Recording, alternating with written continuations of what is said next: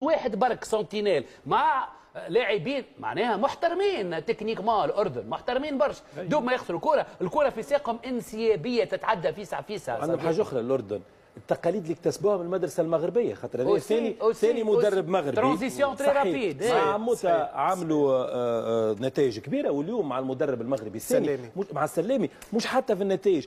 نحن باش كنا نجموا نقارعوا، تسمع عرب افريقيا وعرب اسيا موجوده برشا في المغرب، خير منهم فيزيك تكتيك صحيح تكتيك كنا قويين. اليوم الاردن عنده تصويره مغربيه في الذهن نتاعو لانه عنده زوج مدربين مغاربه نجحوا معاه. المغرب كيفاش وصل للدومي فينال؟